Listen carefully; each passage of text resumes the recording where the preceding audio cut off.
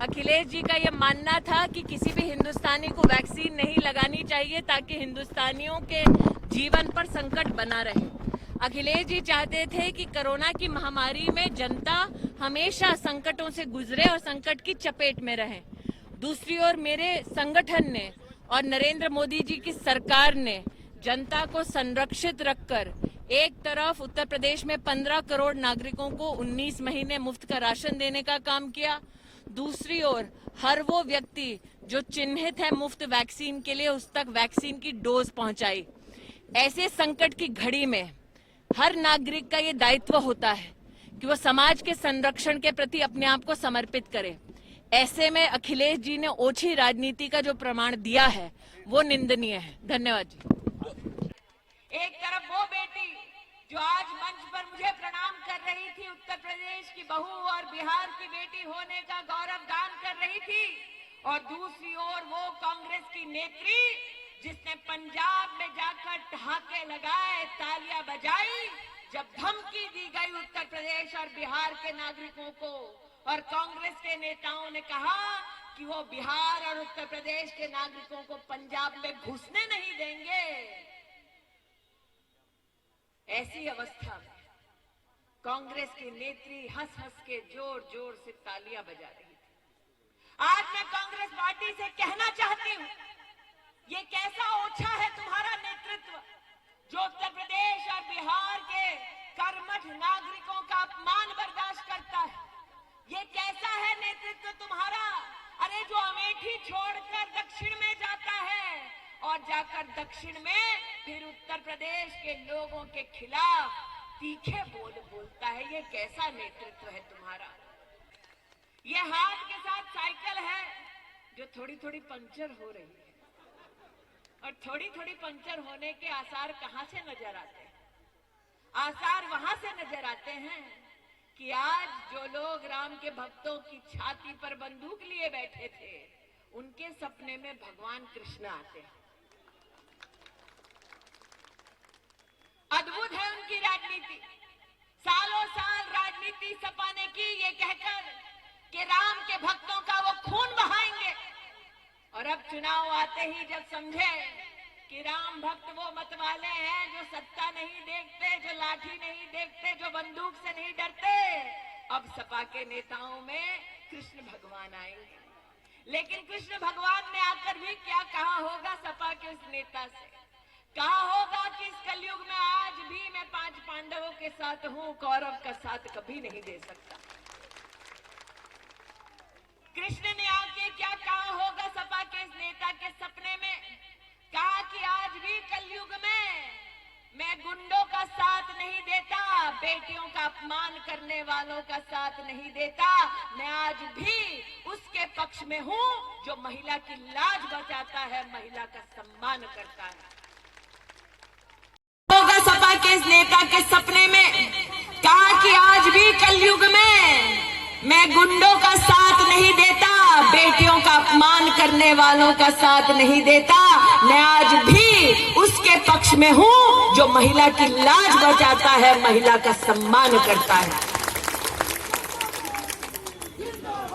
आज मैं सिसवा की इस कर्मठ भूमि पर जनता से कहना चाहती हूं, आपने पिछले विधानसभा के चुनाव में यह निर्णय किया था कि सपा के गुंडा राज को आपने समाप्त करना है। आपने ये निर्णय लिया था कि बहू बेटियां घर की दहलीज लाएंगे तो सम्मान सहित घर लौटेंगे, संकल्प लिया था।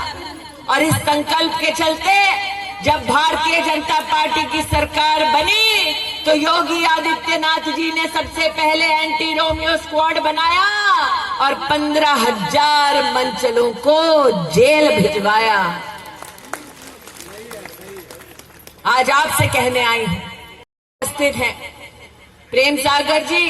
कुछ दिन पहले मैं पश्चिम उत्तर प्रदेश में थी, वहां के उन परिवारों का चेहरा मैंने देखा जिसमें ऐसे नौजवान भाइयों ने अपनी बहनों की इज्जत बचाने के लिए अपने प्राणों की आहुति दी, जिसमें माओं ने अपने जवान बेटों की अर्थी को उठते देखा है अपने पतियों के कांधों पर, उन बहनों ने संकल्प लिया कि ये अपराधी कभी लौट न पाएंगे। इसीलिए आज मैं डंके की चोट पर कहती हूं कि उत्तर प्रदेश के नागरिक, सिसवा के नागरिक 3 तारीख को पोलिंग बूथ पर जाएंगे, कमल का बटन दबाएंगे और महिला के सम्मान में प्रेम सागर जी को सिसवा का विधायक बनाएंगे।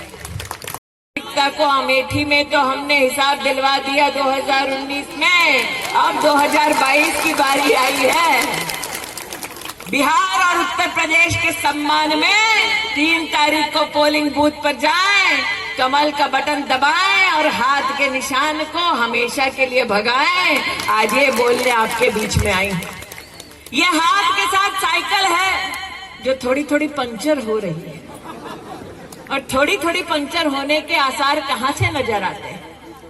आसार वहां से नजर आते हैं कि आज जो लोग राम के भक्तों की छाती पर बंदूक लिए बैठे थे, उनके सपने में भगवान कृष्ण आते हैं। अद्भुत है उनकी राजनीति।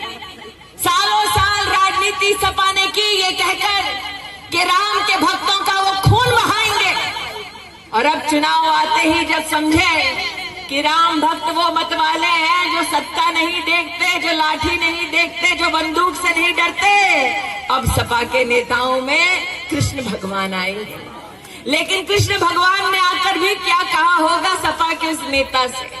कहा होगा कि इस कलयुग में आज भी मैं 5 पांडवों के साथ हूं, कौरव का साथ कभी नहीं दे सकता। बहनों का मुझसे परिचय कराया गया। एक बहन ने मुस्कुराते हुए कहा, ब्याह मेरा सिसवा में हुआ, जन्म मेरा बिहार में हुआ। मैंने कहा ये तो तुम्हारा पुण्य भाग्य है कि एक परिवार बिहार में और दूसरा परिवार उत्तर प्रदेश में। सही मायने में भारत की बेटी का ये बहुत बड़ा सौभाग्य है। एक तरफ वो बेटी जो आज मंच पर मुझे प्रणाम कर रही थी, उत्तर प्रदेश की बहू और बिहार की बेटी होने का गौरव गान कर रही थी, और दूसरी ओर वो कांग्रेस की नेत्री जिसने पंजाब में जाकर ठहाके लगाए, तालियां बजाई जब धमकी दी गई उत्तर प्रदेश और बिहार के नागरिकों को, और कांग्रेस के नेताओं ने कहा कि वो बिहार और उत्तर प्रदेश के नागरिकों को पंजाब में घुसने नहीं देंगे। ऐसी अवस्था में कांग्रेस की नेत्री हंस हंस के जोर जोर से तालियां बजा रही थी। आज मैं कांग्रेस पार्टी से कहना चाहती हूं, ये कैसा ओछा है तुम्हारा नेतृत्व जो उत्तर प्रदेश और बिहार के कर्मठ नागरिकों का अपमान बर्दाश्त करता है। ये कैसा है नेतृत्व तुम्हारा? अरे जो अमेठी छोड़कर दक्षिण में जाता है और जाकर दक्षिण में फिर उत्तर प्रदेश के लोगों के खिलाफ तीखे बोल बोलता है। ये कैसा नेतृत्व है तुम्हारा? आज प्रेम जी आपसे कहने आए जी ने मुझे कहा, दीदी उसी प्रांगण में लौटी हैं जहां पर वादा देकर गई थी कि हम नगर पालिका बनाएंगे, और प्रेम सागर जी ने स्वयं ये संकल्प लिया है कि तहसील का नंबर 2022 में आएगा।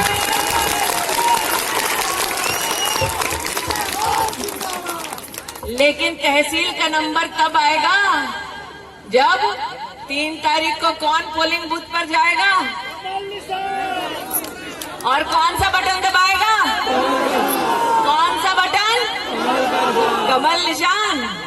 तो आज नागरिक कहता है प्रेम जी कि ये नागरिक 3 तारीख को पोलिंग बूथ पर जाएगा, कमल का बटन दबाएगा और 2022 में तहसील बनाएगा। आज ये अभिनंदन देने आपके मध्य में आई कि उस महिला की क्या आकांक्षा है, क्या अभिलाषा है। उस महिला की अभिलाषा मात्र ये कि सम्मान समाज में उसका बना रहे, और महिला के सम्मान में जब नरेंद्र मोदी जी की सरकार बनी साल 2014 में, तभी उन्होंने ऐलान कर दिया था कि वो हर गरीब की बेटी बहू के लिए सबसे पहले छोटा सा शौचालय बनाएंगे। ये वो कभी नहीं समझेंगे जो बड़े बड़े महलों में रहे हैं, ये वो समझेंगे जिन्होंने स्वयं गरीबी देखी।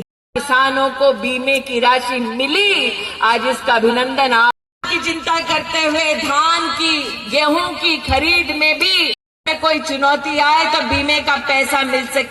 किसानों के बैंक के खाते में 2000 करोड़ रुपया के आसपास अगर किसी ने पहुंचाया तो उस पार्टी का नाम है